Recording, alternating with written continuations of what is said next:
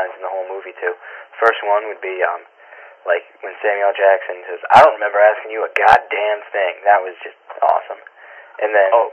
Right. You know what was funny about that is we rehearsed the scene before we shot the wide shot, and he would say that line, "I don't remember asking you a goddamn thing," and then he would turn back to Brett. Yeah.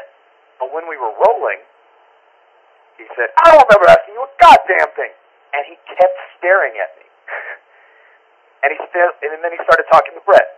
So Brett, but he's still staring at me. Right. I'm like, at first, I come out of camera, I'm like, "What, Sam? Did I do something wrong?" You know, I'm not talking, but I'm thinking, yeah, you're actually scaring me. You know? Yeah. And, I mean, just those sort of things, you didn't even need to act. He was just generating enough energy for the whole room. And then the second quote was, after you get shot in the face, Travolta says just brilliantly, "Oh man, I shot Marvin in the face." Just like it was something he does every day, you know? Right. You know what's funny? We rehearsed that scene on the Sony lot months before shooting started, and it was different. Right. We rehearsed it in a soundstage sitting in chairs, and originally he was supposed to shoot me in the throat, and I sit there gasping and dying for a few minutes while they banter back and forth about what they should do. Well, we can't take him to a hospital. It's like, well, I don't know, but... All right, well, we're going to have to put him out of his misery. All right, when I count 3, you honk the horn, you know? And we rehearsed it that way, and then Travolta was like, "You know, I have to kill him? They're going to hate me." And he suggested that we trim that whole second shot out. So it's just the first shot kills me, and it's accidental, and they never have to make the choice to kill this poor, bleeding, gasping kid. You know? And I think he was right. I think it makes... The other way would have made his character just really unlikable. Right. You know, even though he's a hitman. Yeah. And a heroin addict.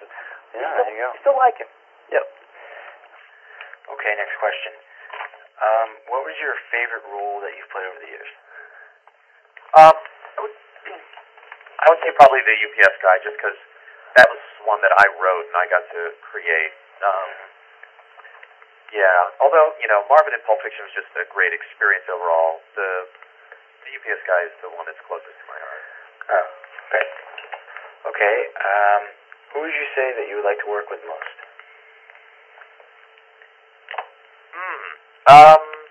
People to work with. I think I would really enjoy working with Tom Hanks or Sidney Poitier. I mean, it's actually almost a question of meeting them and getting to talk to them even more than working with them. But just, you know, because those two guys in particular have always seemed to be, you know, involved with quality projects. So you think you would be in a place where you're encouraged to do a good job, you know, and with, you know, people who are really talented. Yeah. Okay. You've done guest spots on Family Guy, which is my favorite cartoon of all time. Have you met Seth MacFarlane? If so, what is he like? Yes, I have met Seth. I've been to Seth's house. I actually worked on the pilot presentation of Family Guy.